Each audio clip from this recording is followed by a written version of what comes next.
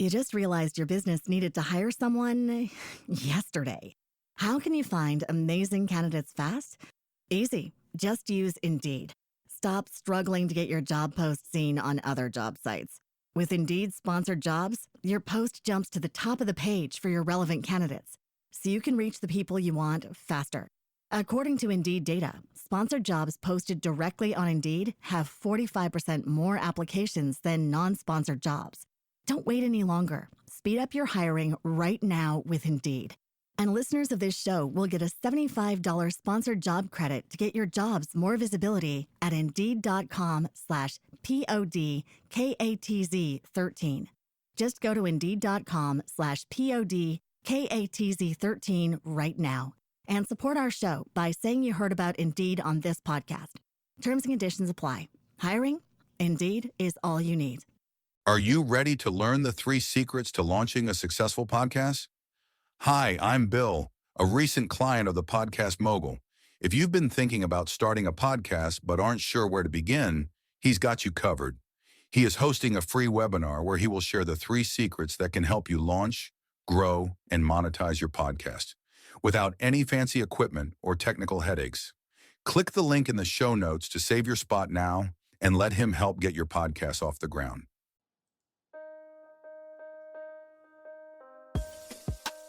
You're listening to Invest in Yourself, the Digital Entrepreneur Podcast, brought to you by Phil Better, Inc. If you want to take your podcast to the next level, make sure you book your free 15-minute call with Phil Better, the Podcast Mogul, at www.philbetterinc.com. Welcome to Invest in Yourself, the Digital Entrepreneur Podcast. I am, of course, your host with the most, Phil Better, and today I have a special guest. I have Travis, the nonprofit architect. So if you're ever thinking about starting a nonprofit, if you have a nonprofit, this is the guy you want to speak to because he's created, if I'm not mistaken, already like 6 or helped 6 nonprofits grow into profitable nonprofits, I guess, if you will. Travis, how about you introduce yourself, since I can't really do a better job than you yourself can do. Hey, thanks a lot, Phil. Appreciate you having me on the show today. Yes, I do host the Nonprofit Architect podcast, helping you build a stronger nonprofit. We interview nonprofit leaders, business leaders, consultants, and people with the special skills to help nonprofits do it better. Huge passion for nonprofits. Check out my website. It's there in the link below, nonprofitarchitect.org.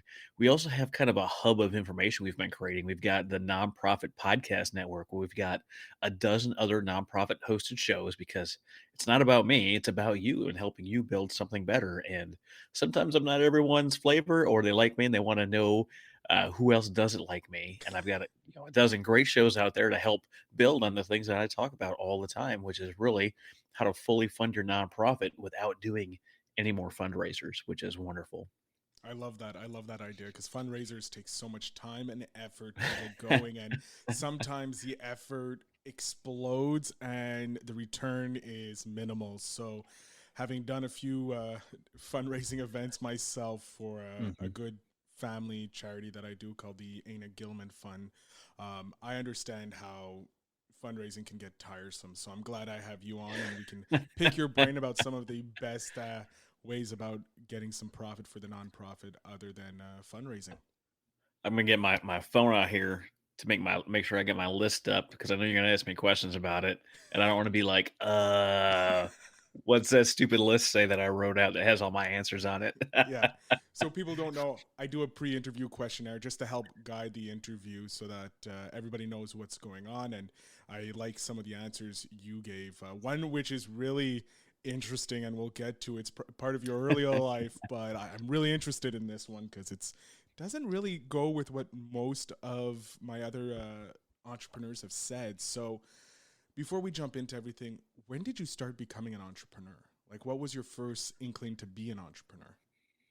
Well, really, I didn't know what it was. I didn't know what that feeling was. It was just like, there's got to be a better way to do the thing out here. As far as I can tell, most entrepreneurs, they come across something that really gets them frustrated. I'm like, why are we doing it this stupid way? Like, this is the way we're doing things, like, what, because it's easiest for you. And, I always had this desire to help people. I had tons of help in my world growing up. and I wanted to give back when I finally got to a place where I could give back. Wasn't in that scarcity, that survival mode, and I started, found the holy saint of eliminating debt, Dave Ramsey, and started paying off our debt. And we're helping other people do it. We did such a great job. We helped 400 families pay off $6 million in debt. And someone was like, "Well, if you're providing that much value, shouldn't you be getting paid?" And I was like, "That's an excellent point. Maybe we should be getting paid." But growing up on my dad's side, we come from 26 generations of farmers, and really his generation and his previous generation were the first to serve in the military, other than just being farmers. And on my mom's side, it's just a crapshoot. Like I've got no idea what most people have done, but no one had been to college, and no one had run their own business or opened that up really, other than working restaurants and retail. Really wasn't a whole lot of experience there. I just always thought and saw things in a different way. And I'm like, why is this the way we're doing it? And I wanted to explore that. So, really has been quite the journey over the last 15 or so years of doing this, but, you know, having a lot of fun doing it anyway. That's awesome. I love it because I come from the same world. I'm not an entrepreneur by nature. I have no pretty much entrepreneurs in my family tree. It's all 9 to 5ers or, ex-military due to the Second World War. Mhm. But yeah, it's weird when you're trying to jump into the entrepreneurial world. You have nowhere to go if you have no family member that has done it that can go, no, here, follow. I'll show you the way. You know, like this is how you do it. And I Mhm. think right now, this is why I started this podcast. I wanted to learn how to become an entrepreneur, and best way is, like we said beforehand, masterclass. Podcast is a masterclass you get to have with entrepreneurs. So it's just genius to start asking entrepreneurs, how did you become an entrepreneur? And and it's similar to what you've said. Like most of them either found this passion and they're like, I need to fix this because it's not right, Mhm. or they just fell into it because one day, kind of like you seem to have fallen into it by helping these families, and then someone was like, shouldn't you get paid for that? And then you're like, that's a smart idea. Yeah, it's crazy because although it was a great idea, I quickly found out that I was not interested. The people I was helping, I was not interested in getting any of their money Mhm. at all. And I had been doing some nonprofit work. We helped, start a few nonprofits, and I was on the board of two nonprofits, and we were doing things a little bit differently. And then I got stationed over in the Kingdom of Bahrain, which is this lovely looking dagger back here. It's the shape of an island. It's in I the Middle did want East. to ask you about it because I was like, I see some like that doesn't look like a state. These are all props. Like this is here so I can point at this stuff Yeah, and all these just things. like Mickey right here is a prop. He's a Oh specific yeah, prop. And James yeah, Bond, yeah. props. But I got out there, and it's a small island in the Middle East, and depending on looking for productive things to do, things that aren't going to get you in trouble, and me being in the military, making sure I stay myself out of trouble is high on my list. And people are like, why don't you do something like start a podcast and just talk about all the fun stuff that you like talking about? I was like, that's a great idea.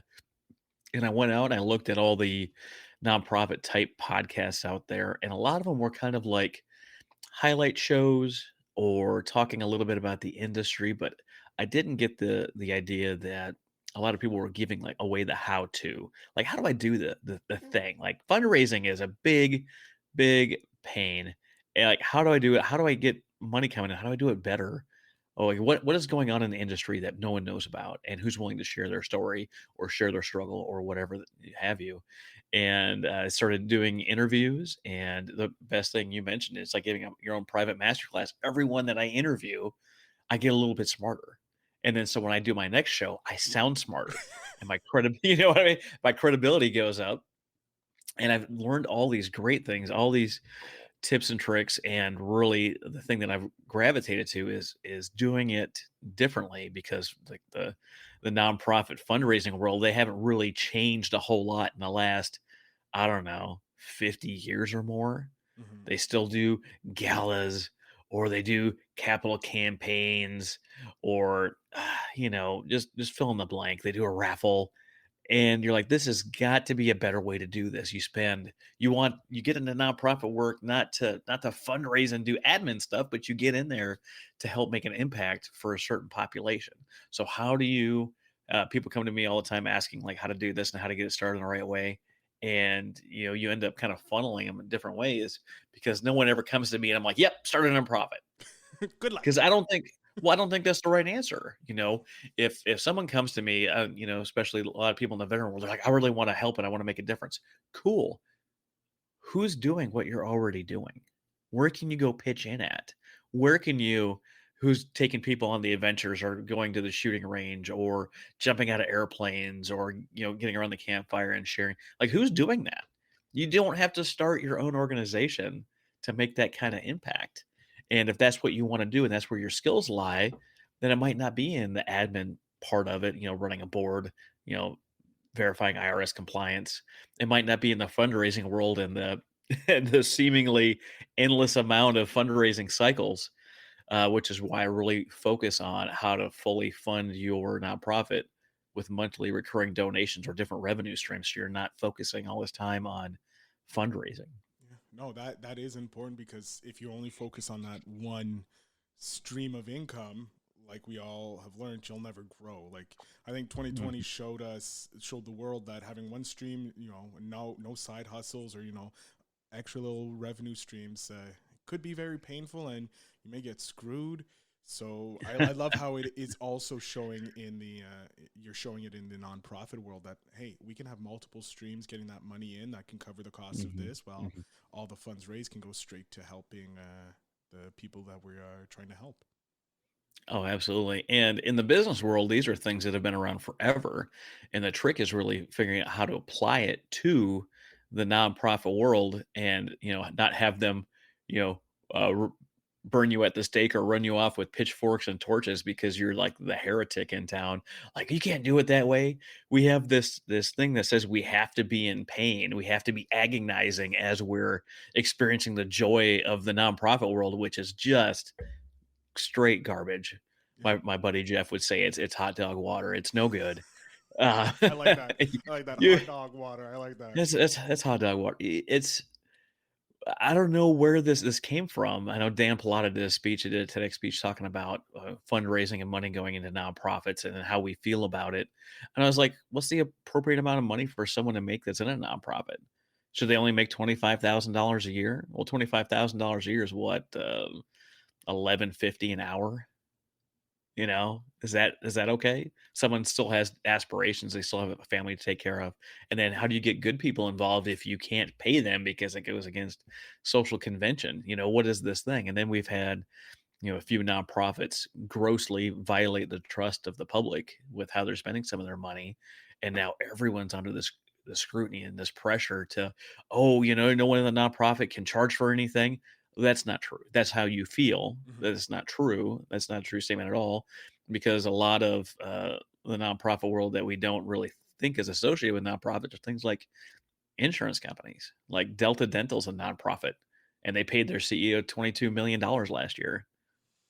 No one's talking about that. I always get annoyed when I see nonprofits connected to businesses and their CEOs are making more than what they're giving out sometimes, and you're like, why is I understand they're doing a hard job. I know running a nonprofit is a lot of work because you do have that admin work that has to be taken care of, but you're supposed to Mhm. be doing this out of the kindness of your heart. You're helping build and giving back to a community. So when you're making 22 million, it's like how much of the money coming in is actually going to these individuals in need? Well, that's a big difference, right? Delta Dental is an insurance company for your teeth, Hmm. right? Everyone that's in Delta Dental pays into it. So it's a difference of how the funds are brought into, because you pay into it to have part of the service, and then you still have copays. The fact that they're in a nonprofit status is that what's getting because it's a nonprofit business or a for-profit business.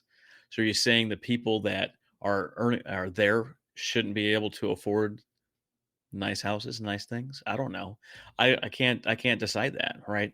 We've got people like Folds of Honor making amazing things, paying for scholarships for people out there, and their executives are very well compensated. They're giving away millions upon millions of dollars every year. What's the line? What's the percentage? What just because you're in a charity and you're doing things from the good of your heart, does that mean you shouldn't be able to make any money? I don't know. I don't know what that means, but we have this idea, and Dan Polana talks about it again in his TEDx talk or his TED talk, where we came over from England and the Puritans were setting up these nonprofits because you would work hard in your business, but then you would pay a penance, you would pay out of guilt Hmm. to a charity to help someone. So if you're in business, you're supposed to feel guilty, but you can make a lot of money. But if you're in nonprofits, you're supposed to be doing it out of the kindness of your heart, but not make a living for yourself and your family. So where's the where's the line? I don't know. I don't pretend to know that stuff. I know if people are delivering good services and making a lot of impact, then I mean, how much they make is that should that even be public knowledge? I don't know. No, it's an interesting talk that I think society needs to have when it comes to Hmm. nonprofits and that, and seeing how, because the world has changed. It's not back in the Puritan where it was more out of a religious, guilt that you were doing this. We're supposed to be separated from religion and state, and business. So it is an interesting conversation that needs to have an update with society about the people running the organizations. Is there going to be should there be a cap on what they earn, but like at least a livable wage so that their time spent there. But then you get into the That's question my about least favorite. That's my least favorite two words: livable wage. What on earth is a livable wage? exactly that's Because like. if you're in Honduras, the average person makes $6,000 a year. Mhm. If you're in the Philippines, you make $40 a month. What is a livable wage? Who decides that? Exactly. No, I fully Well, agree with you. Like, you start going down these conversations that yeah. society needs to have, and maybe society isn't ready to have those conversations because it's like, no, we like the way it is right now, and that makes us uncomfortable. Like 2020 gave us a lot of society topics that have been really uncomfortable. So like, it's another topic that's uncomfortable, but. Uh, Hmm. Moving off the philosophical side of nonprofit and how much they should earn, um, the question I want to know is, I asked you what was your favorite failure you had, and you mentioned it was your physics 2. You failed physics 2 all semester and got a D on the final exam. Now, why is that your favorite failure out of your life so far? Well, because I had no clue what I was doing the whole stinking class, right? I had tutors. I put time, energy, and effort into this thing, and they must have been grading on a curve, and everyone else must have been doing as terribly as I did because I got an F the whole semester. I got a D on the final, and somehow I got a C in the course. Maybe it's because they're using different math. See, your face twitched right there, right? That was a very interesting how you went from an F to a C, I and don't know. I don't know how this works, but the question behind that is I said something about relationships or talking your way into or out of things. I went to the professor almost immediately in this class because I didn't understand. Like physics 1, I can visualize it. I can see that, thing on the mountain has, potential energy. Down here at the bottom, it doesn't have any potential energy because like right, like I can visualize that. yeah. Physics 2 is like the electromagnetic spectrum. And it's all I can't if I can't picture it, I can't do it. I couldn't picture this for nothing. And I went to him and talked to him. I was like, hey, I'm in this program for the military. This is the degree I'm getting. I don't understand. I've got a tutor. The military had a tutor for me. I had my own personal tutor. Like I didn't get it, You and I was invested like, time into this and yes, effort, and yes, still and nothing. I sucked the whole time. I and I was worried. I went and talked to him like every week. I'm like, look, I'm doing terrible in your class. I'm not getting it. Like, He's just shaking his head. He's like, I know, Travis. I have the grades right here.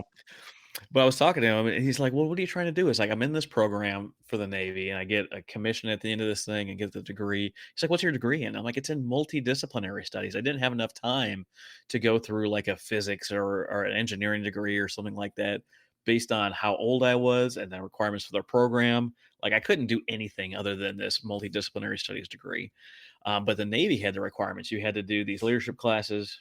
You had to do American government and a few other things, but then you had to do Calc 1 and 2 and Physics 1 and 2. Now, Calc 1 and 2, I got B's in both of those. Again, tutors the whole time. Physics 1, I got an A in. And then Physics 2 just beat the crap out of me. I had no idea what I was doing the whole time. And he's like, "Well, what does this mean for you?" I was like, I have to take this class. It's a requirement. I'm like, I'm not an engineer. I'm going to do nothing in this world.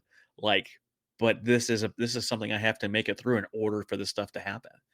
And I'll be like basically pleading for compassion at this point because there's nothing I can do, or nothing I was able to do. And they called me. They said, "Hey, the final grades are in. We want you to come in." And I'm like, sweating. Like I'm driving to the university. And I parked. Like, I don't know what's going to happen. I'm like everything that I've done in my point. I've been in the Navy for like 12 or 10 years. Well, math. See, math is not my strong suit. 11 years at this point. 11 and a half years. And I go in there and I just like, I don't know what happened. Like, is this it? Like, am I failing? Am I going to go back to being an enlisted man? Which there's nothing wrong with, but I just, dedicated a lot of my time to this. And he brings me in and he starts talking to me and he's telling me about how he was in ROTC during Vietnam and a few different things. And I'm like, this guy's going to pass me. Like, this guy has decided, and he knew weeks ago that he wanted to see the effort, but he knew that he was going to pass me. And I'm getting in there and I'm like, I was like, "You've got me on suspense here. You've got my life in your hands. Like, what's going on?" He's like, he slid a paper across the table, and I opened it up, and it said "C" in it. And I I lost my mind. I drove so fast home because I was going to tell my wife in person. I got a speeding ticket on the way home, but You're like, I don't even care. Take the points, I, charge me. I don't care. I need to get home to my wife right now. more math problems, right? I didn't understand that the speed it was the upper speed limit, not the lower speed limit. I thought you had to go, that was the minimum speed Yeah. because it doesn't say on the signs, right? Which of course is a joke. I very much know what a speed limit is, but like I didn't care. Like I was so happy to pay that fine because there's no way I should have passed physics too. No chance at all.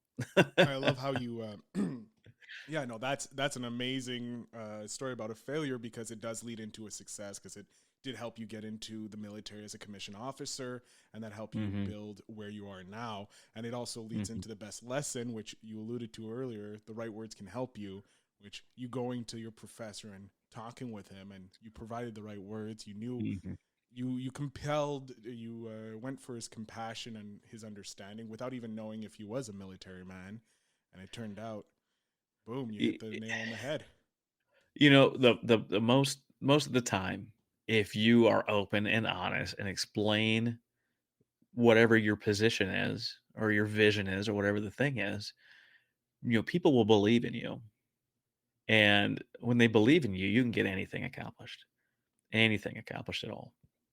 No, I fully agree with you, and it helps when you start believing in yourself. Like the minute you start believing in yourself and you're believing hmm in your goals and what you're going for, the more passion comes out, and the other people can go, okay, yeah, I feel the passion. I believe this person. He's not just filling me with, or she is not filling me with full of BS, just trying to appeal to the compassionate side of me.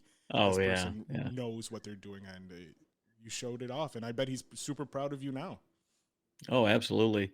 And at one point he asked me, he's like, "Well, what other classes are you taking? Like, what else have you taken?"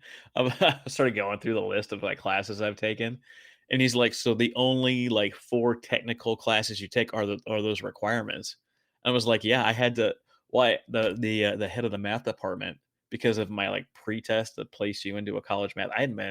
I took trig and physics in high school. And I got a D and an F in high school on trig and physics, and See, then I we didn't don't go to school for 11 years. I'm in And then I'm Canada. We don't, those are just regular math classes. They're not specialties in our high school in that. yeah, So yeah, we have to learn them anyways. yeah. But like I did terribly in high school. Like I didn't understand the concepts. I had to take this like placement exam, um, and I didn't do as well as I needed to. I went to the head of the math department. And I'm like, "Hey, if I like, here's my timeline. This is what I'm trying to do. Like, if I don't get placed in at least this math here, like I can't do this program." And he's like, "Well, tell me more." I'm like, "Look, I'm almost 30. Like I'm dedicating my life to this. I already have a tutor lined up.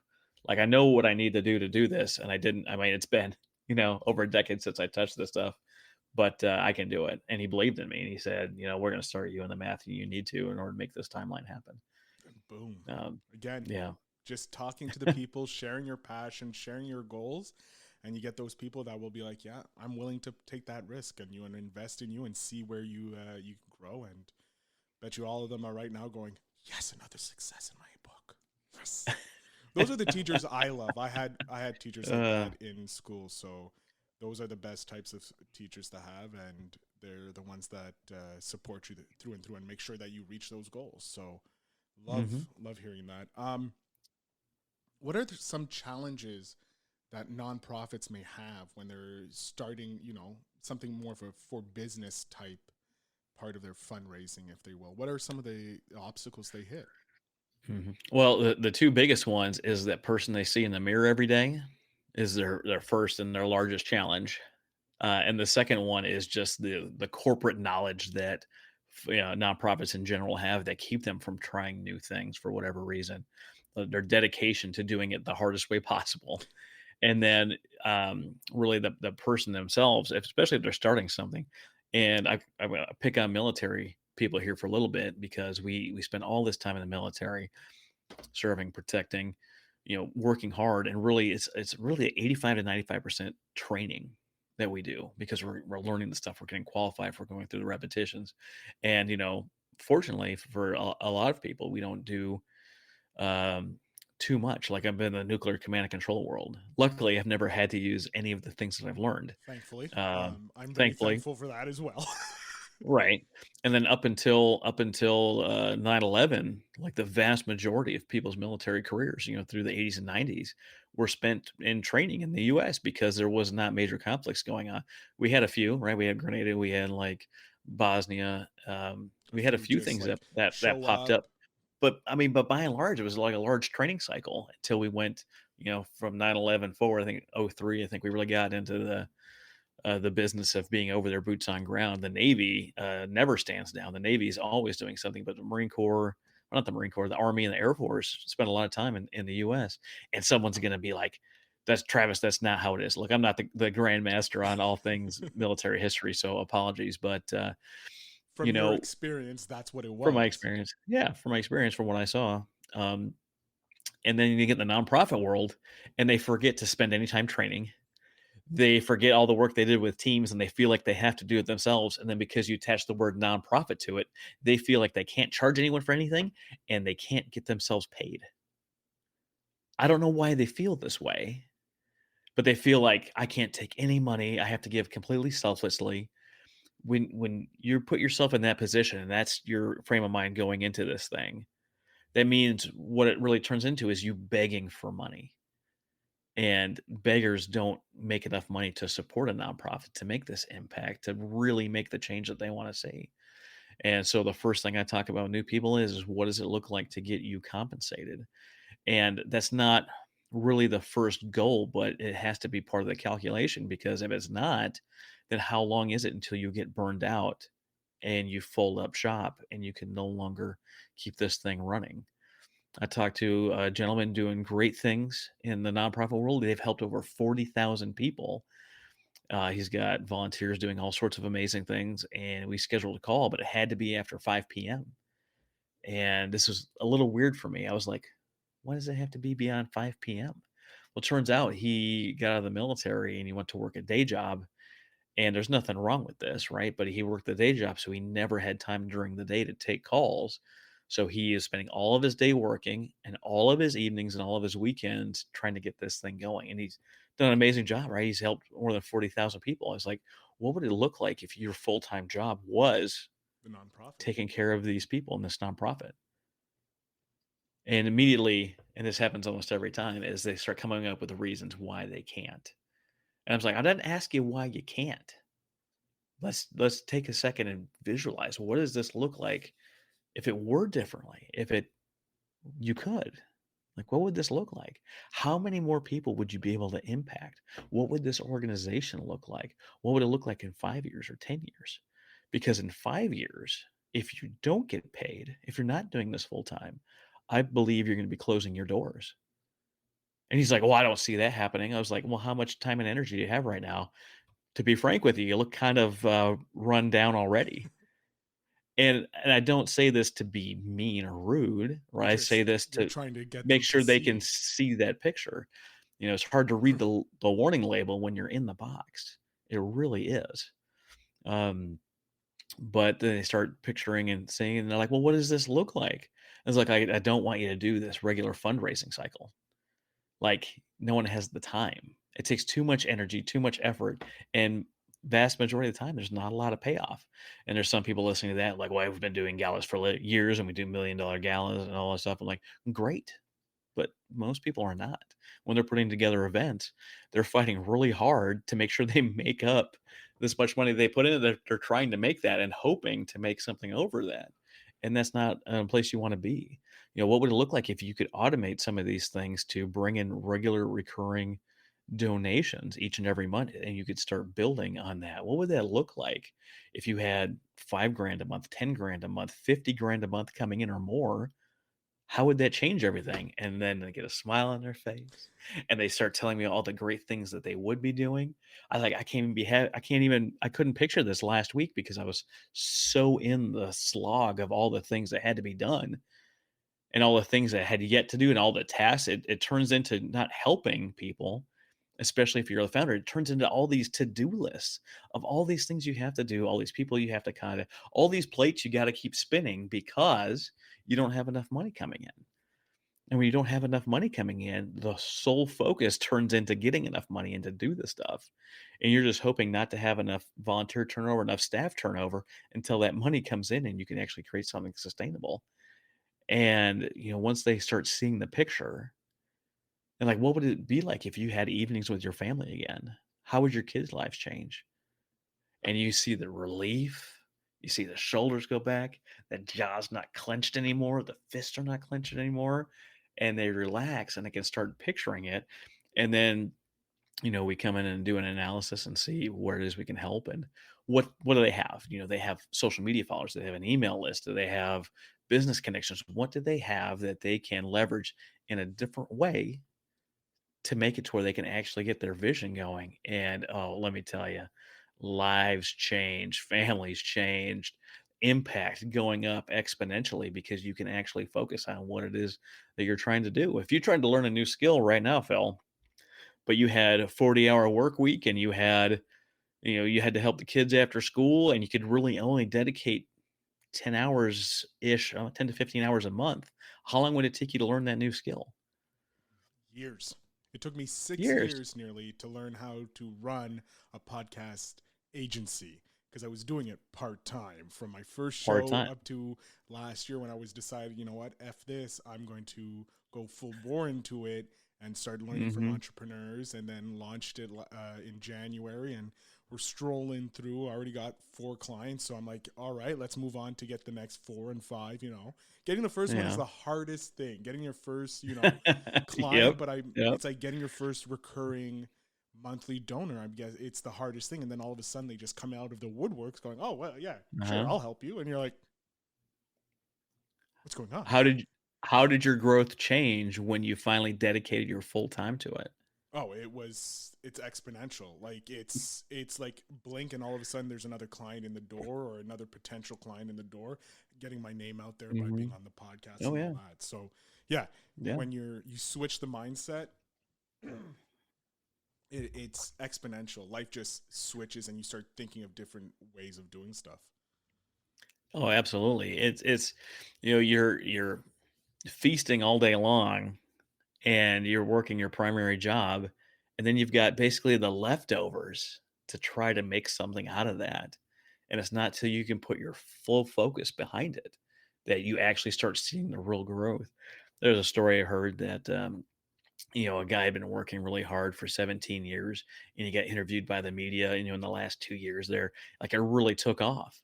And they said, wow, I mean, this is such an amazing overnight success. And the person being interviewed, the guy that did the work, he's like, overnight success. I've been working my tail off for 17 years. What do you mean overnight success? And he, went to his buddy and he's like, what the heck? Like, can you believe this person? He's like, well, I can kind of see why she would say that, and get a little mini blow up and like, you don't know what you're talking about. And it comes back a couple of days later and he's like, really, I think I see it because I spent just a couple hours here and a couple hours there really for 15 years trying to get the bills paid. But then once the bills got paid, I was able to put my full focus in the last 2 years, right? 15 years is almost like this, just little blips. Yeah. And the last 2 years just took off exponentially. And I know we've said that word a bunch of times, but it's true. When you finally get to put your full focus behind it, it's amazing. I've got more props, right? Ooh, This is a Rubik's Rubik's cube. Cube, right? This thing is mind blowing for so many people. And the reason it is because they go and they try it and they don't get any advice. They don't read any books. They don't listen to any great podcasts like, Phil Better and the Podcast Mogul. Like, they're not doing this stuff. And they look at this thing and it's this big confusing thing. And they might get one side, one color, but they don't know how it's supposed to work. And they fiddle with it and they fiddle with it and they fiddle with it. If you're And just nothing gonna like do it in happens. like 30 seconds, I'm gonna be more impressed. And obviously, you're gonna do that and impress us all. Well, if I focus on it, I can get it done in about a minute. Um, but it wasn't always like this, right? It wasn't always this way. It wasn't until I sat down and took the time and had someone teach me how to do this thing, I was in the same spot. I was like, how does this happen? How do you put something like this together? I didn't know, and I didn't know, and I didn't know. And I finally took a couple of days, and a friend explained it to me, and I understood what he was saying. I didn't get it. I didn't get it, but I understood the words he was using. And then it wasn't too much later with practice, with some actual dedicated focus on this thing, that I could get it figured out and where it wasn't a problem anymore. And now I can do, that's like what, 2 layers right there, Yeah, just you sitting see. here chatting with So you. people who aren't watching the video of this, which comes out later, he's already gotten it 80% done, and probably by the end of this interview, it will be. Never mind, it's going to be done shortly, um, which is always It's inspiring. done. It's done right now, Yeah, right? he just So finished it, and I all colors, all no magic, throwing it in the air like those magicians, but through dedication, he did it. it's you have the interest and you start something, right? And then you get frustrated with it and you seek answers or you give up. I think failure really, I had a hard time answering your questionnaire because like I don't feel like I've had a lot of failures because I didn't give up. There was things that I didn't do right, like physics. I sucked at the entire time. Physics too. I didn't get it right, Mhm. but I didn't give up. So I don't, even though I got F's the whole time, and I got a D on the final, and somehow got a C, I got a passing grade. Like I don't feel like it was a failure. So it was really hard to answer that question because I initially like I booked your podcast. I was on the phone. I was like this, and I looked at the questionnaire. I was like, "Well, what the crap, Phil? Like I don't have these answers on tap." So like, That's generally why most of the most of my answers every answer is something really interesting to me because I don't define what a success is. I don't define what a failure is. And I had a life coach on, and she goes, "I don't look at them as failures. I look at them as lessons." Because yeah. everything, like, what is them like? What lesson did you learn? What was the criteria that you got from this lesson, that Hmm. event in your life, that may have knocked you down or anything like that? Hmm. And then she's like, but I don't know what a success is. I'm like, success for me is different for you. Like success for me is, having 10 clients and I'm making 10K a month. That's my success. I'm happy at this current moment. In 5 years, my success is going to be different. Hmm. Oh, And so absolutely. it's exactly like what you said. You didn't have the failures because you didn't look at them as failures. This cube, vexed me for It still let's vexed do me. So like the first 26 years of my life. It was a complete mystery. And someone sat me down and walked me through it, and they talked me through it, and it started to make a little bit more sense. It wasn't a clear picture yet. And then I wrote down some of the formulas, right? Because behind everything that you can do, there's formulas that, when followed, can get you to the right answer, to the right goal, to the right success. And after he taught me, still took him a little bit of time to do it. It was still taking him between 5 and 8 minutes. And I'm kind of competitive. So once he taught me, I was like, you know what? I'm going to beat this guy. And I focused really for like 2 weeks and I memorized all the steps and I got it to where I beat him in like a head to head competition. And then I didn't do a whole lot with it. And a little while later, a couple months after that, like I learned how to do the moves on different directions and a few other little tweaks. And now I can frequently do it in under a minute. And this isn't like me tooting my horn. It has no real value, right? It's just a Unless stupid you go puzzle into cube. the competition world of speed cubing. Right, right. But in speed cubing, I'm nowhere near qualifying for this thing. But I've got 99% of the population of Beat. the world beat. Probably 99.5%. I got over 7 billion people. I can whoop their tail in a Rubik's Cube. But it doesn't matter. It's just a stupid puzzle cube. And because once you learn the secret, it's no longer amazing. Just like magic. Once exactly. Once you learn what it takes to do the thing, it's no longer hard. When I look at all the things that I've done in my life, and we didn't touch this at all, but just the quick 15-second version of my childhood: 36 moves, 12 schools, 6 states, 5 foster homes, and surviving 2 murder attempts before graduating high school at 17. Jesus. That's a book right there. That's a book right there. I could write just that on one page, and people pay me hundreds of dollars for that one page. Um, and then the military, and then going to college, getting my commission, getting my master's degree. I just applied for retirement. I got a successful podcast host. I've got a wonderful family ready to hit 20 years officially. Congratulations. Marriage, yeah. Actually, in 8 days, it'll be 20 years officially. My daughter's graduated high school. Like, there's all these things that I've done, and they were all impossible until I started and did them. Boot camp, I didn't know what the heck I was getting myself into. And then once I got past it, I was like, oh, well, that's okay. My bachelor's degree was impossible until it was done. Going to flight school and getting the wings that are above my head were impossible until I got it done. Going to SEER school and, being chased around the mountain and interrogated and beat on, like, it was impossible until I did it. Masters seemed like it was something I would never attain until I've got it hanging on my wall back here. Yeah, just you had the success, the blueprint from your previous successes that you had, and you just kept building on that blueprint, that template of success, and you just modified it for each event in your life, hmm which is The, har- the hardest part is always believing yourself in enough to take the first step, because there's no reason that I should be where I am by all the paperwork and all the metrics and all the studies with just being in foster care. Just that alone, society would be okay if I didn't do anything with my life. They would be like, oh, yeah, well, he was a foster kid. so. What's really inspiring? You're the second guest I've had that has had a not a, I wouldn't say traumatic childhood, but had a very unusual upbringing because they're of foster care and that. And from season 3, actually, Richard Walsh, he created pretty much an empire for investment advising. And he has his master diver. He's competed Mhm. in the world championships for, I believe, judo or martial arts. And this is a guy who, like you, came from foster care. And like Mhm. society would have been okay, oh, he's just another foster care. But he was like, nah, I believe in myself, and had the belief from certain people in his life to keep pushing and being able to reach these incredible events in his life, just like you have. It's interesting because we've mentioned belief a few times. When you look at what we do as people, it always follows the same pipeline. There's a little bit of discussion on what order this is, but it's always belief first and it's always actions last. But in between is thoughts and feelings, or feelings and thoughts, whichever order those end up turning into.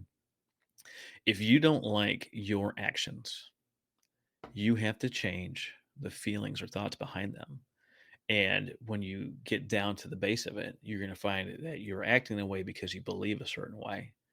And if you don't believe in yourself, you'll never have the right thoughts and the right feelings to take the right actions, because you don't believe in yourself, right? So all the actions you take are going to show the world that you don't believe in yourself. The interactions you have with people, the thoughts you have about yourself, the feelings that you have about yourself are always in alignment, always. And if you don't take the time to change your actions, to back up and change your thoughts and your feelings, and then to go back and figure out what your core beliefs are about this thing and decide if they are correct or not, in order to change what you're doing. Because so many times people are victims of things, right? I was the victim of moving 36 times before graduating high school. I was the victim of being in foster care and a whole slew of other things that we just won't get into. And I didn't have the choice to be the victim. The thing happened. What I did have the choice was to seek help for the trauma, to seek out something new, to decide that I wasn't who they said I was. I made the decision to believe or not believe the things that were being shown to me. When someone's like, yeah, this is how you do it, this is how it is, and why are we doing it this way? They think you're questioning them, you're just questioning the process. And they say something like, well, it's my way or the highway. And then you come to discover that there's many different ways to do that thing. And that person was just small minded or not open to discussion or didn't have the care for you to explain why they got to there.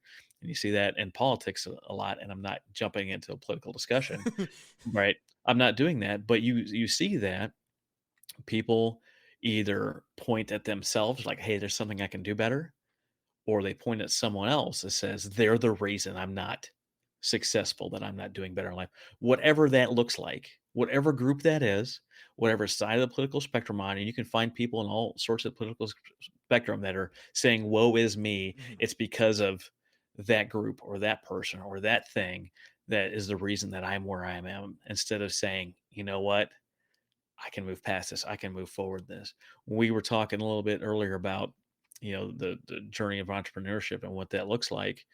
You get something, you start something, you run your first roadblock, you seek mentorship, you find out the blueprint. Really, when you hit that first roadblock, you decide that if you're going to take on this challenge and you're going to overcome it, or you're like, oh, God's just closing a door for me or whatever, I guess I should take a different path, or you quit, Mhm. right? That tells you who you are. And that tells you the person you're going to be. And you get to decide on everything that you come across. What are you going to do when it takes to get through it? Are you willing to rise to that challenge? Are you willing to go seek help for your mental health and your trauma? Are you willing to invest in yourself to be a smarter entrepreneur or a better nonprofit leader? Are you willing to do what it takes in order to get to your version of success? We so many times we forget that the mountain that we're climbing, the vision, your goal, your thing, your vision is at the top. All your little goals are steps on the way up there. And all the winds sweeping around the mountain are the different strategies you're going to do. And they're going to change over time in order to get you to this goal, to get you this step, to get you to this base camp. And it's going to take all these different changes before you ever reach your vision. But so many people, when a strategy doesn't work, they say, oh, well, my vision was just wrong. And they try to change their vision. Don't change your vision. Change your strategy. When if you've got a team and you're implementing something like, hey, this is what we're going to try. This is what we expect the results to be. But since we're trying it, there's a chance that it's not going to work. So we need your feedback along the way, because this strategy, although we think it's the best one at the time, is probably not the one that's going to make it to our vision. So give us the feedback, help us get some input, and let's see how soon it's going to be before we tweak this thing. I love And it. then people are going to jump in, they're going to buy in, and they're going to be happy to say, hey, I know we're trying this thing, boss, but hey, we run into something over here, and this is like a no-go criteria, we need to tweak it. Cool. What's your idea for adjusting this? What's your idea for changing? Bam, you've got your buy-in. They know up front that the strategy probably isn't going to get there all the way to the vision, but they're going to give it a shot and tweak along the way. And before you know it, everyone's bought into the vision. Everyone's willing to do and tweak and adjust whatever it takes to get there. I love it. No, it's the truth. Like, there's multiple ways up a mountain. There's not that just one direct route. You can, if something looks blocked, go around it, try something else.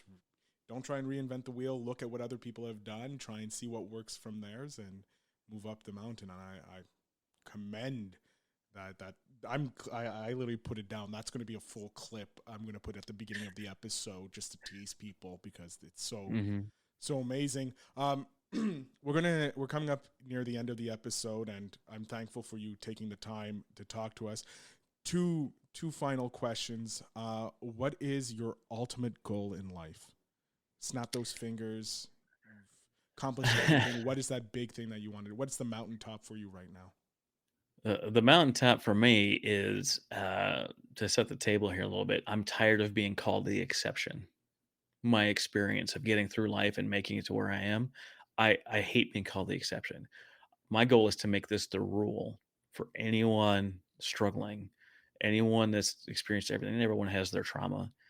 Uh, I don't want to be the rule. Excuse me, I don't want to be the exception. I want to be the rule. I want to create the formula that's going to get everybody through their next thing, through their next whatever it is, to get everything they can out of education, get whatever they can out of life, to be able to build the life that you want to build. We too often, we just accept what people tell us. We don't challenge what they're telling us. And they're saying, oh, well, you can't be an astronaut or whatever. That may or may not be true, right? But if you believe it, it is true. If If you Lance Vance accept, can be an astronaut, anybody can be an astronaut. Just now, you now know need a certain amount of money to get to it. So now you know your goal.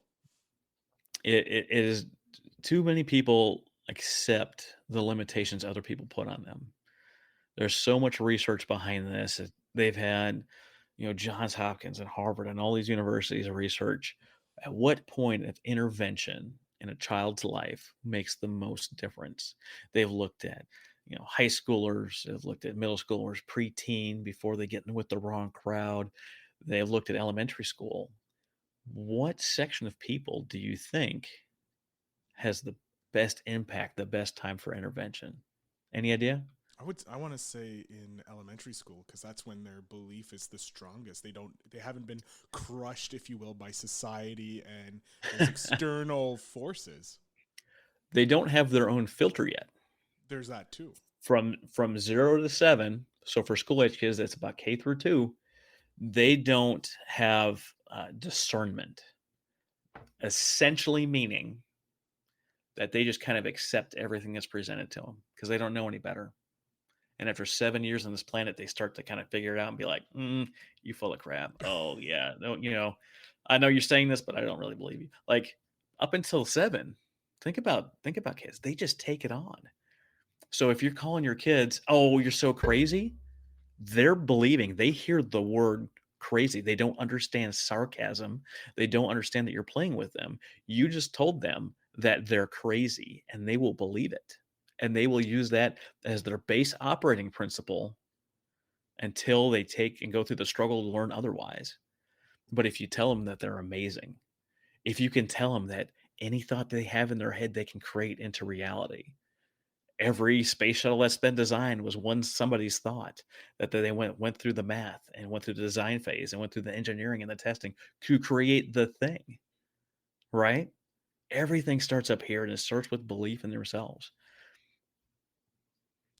I love it. I'm flabbergasted. This whole conversation has been an amazing masterclass and just teaching me more about how to believe in myself and take it to the next level. And hopefully my audience has as well. And I do want to see your exception become the rule for society. Like, I want to see more entrepreneurs. I want to see more people believing in themselves, saying that, no, this is not what I'm aligned to for my life. I can be whatever I want. I can become an astronaut. I can become the next Gary Vee. I can become the next Warren Buffett. I can become the next Travis, nonprofit architect.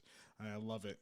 I love your message. I'm so glad you're a guest on the show. I'm going to give you the last 5 minutes here to let everybody know where they can find you online, through social media and that, and then we'll close out the episode. So the floor is yours, sir. Hey, I appreciate it, Phil. Hey, if you're looking for me, you want to connect with me, you want to do whatever with me, any social media, search Nonprofit Architect. You're going to find me. If you want to listen to the show, Nonprofit Architect Podcast, put it into Google, Nonprofit Architect Podcast. You're going to find them on the first 3.5 pages of Google. And I'm on like 50 stinking channels. I'm on everything from iHeartRadio, Pandora, Apple, to all these weird ones you've never heard of, like Ghana, Geo Savan, and Listen Notes, and whatever else may have you. But if you're out there trying to find your voice, I would love to talk to you about the power of podcasting and what it can do for you. Podcasting, I know Phil will agree, revolutionized the way I look at life. It's like taking a masterclass with each and every guest. I've got the benefit of interviewing Asha Curran, the founder and CEO of Giving Tuesday. If you're not familiar with what they do, they brought in $2.47 billion December 1st, 2020. I got to interview Steve Sims, the author of Bluefishing and the host of Sims Distillery, an amazing man and a newly minted American citizen. And here in a couple of weeks, I'll get the privilege of interviewing Bob Berg, who wrote the Go Giver series. There's no reason I should be able to do these things, but it all starts right here in believing in yourself. No one's coming to save you. It's all on you. Make the best decisions you can and reach out if you have questions. Thanks so much. Oh my God. Travis, thank you for being an amazing guest. Of course, his links will be in the show notes down below. Head up to nonprofitarchitect.org and you can connect with him and his organization to help you take your organization, your charity to the next level. Travis, the final question really, and this is more selfish for me, but because I'm a voracious book reader, I want to know, what is a book you suggest people either jumping into the world of nonprofit or jumping into entrepreneurship should be on their list of books to read? Yeah, absolutely. You have got to read Unleash Your Humble Alpha by Stephen Kuhn and Lane Balone. I know them both personally. I've interviewed them both on my show. I've even been to Stephen's house in Budapest. This is how to know who you are and how to live without labels. Here next year, I've applied for retirement. I'm no longer going to be a Navy lieutenant. I'm just going to be Travis again. Who am I without that title? I already know the answer. Do you know who you are without any titles or labels? Ooh, I love it. And that is a great line to finish on. Travis, again, thank you so much for being a guest. Everybody, like I say every episode at the end, make sure to invest in yourself. Hey, I want to thank you so much for listening to this awesome episode. I do have a small favor to ask you. If you could go over to Apple Podcasts, if you're using Apple Podcasts, go over and just leave us a 5-star review just to let us know what you liked about the episodes, what you're liking about the season, and maybe some upcoming guests you'd love to see on the show. So again, just go over to Apple Podcasts, search Invest in Yourself, the Digital Entrepreneur Podcast, and then leave us a 5-star review. It would mean so much to us. I thank you for listening, and we will see you in the next episode.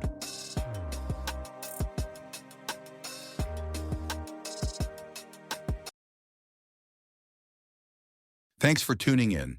Now it's time to take the next step. When you're ready to dive deeper into how to launch, grow, and monetize your podcast, Phil's got something special for you. Join him for a free webinar where he'll reveal the 3 secrets that have helped countless entrepreneurs succeed in podcasting. Click the link in the show notes to save your spot, and let's turn your podcasting dreams into reality. You just realized your business needed to hire someone yesterday. How can you find amazing candidates fast? Easy. Just use Indeed. Stop struggling to get your job post seen on other job sites. With Indeed sponsored jobs, your post jumps to the top of the page for your relevant candidates, so you can reach the people you want faster. According to Indeed data, sponsored jobs posted directly on Indeed have 45% more applications than non-sponsored jobs. Don't wait any longer. Speed up your hiring right now with Indeed. And listeners of this show will get a $75 sponsored job credit to get your jobs more visibility at Indeed.com/PODKATZ13. Just go to Indeed.com/PODKATZ13 right now and support our show by saying you heard about Indeed on this podcast. Terms and conditions apply. Hiring? Indeed is all you need.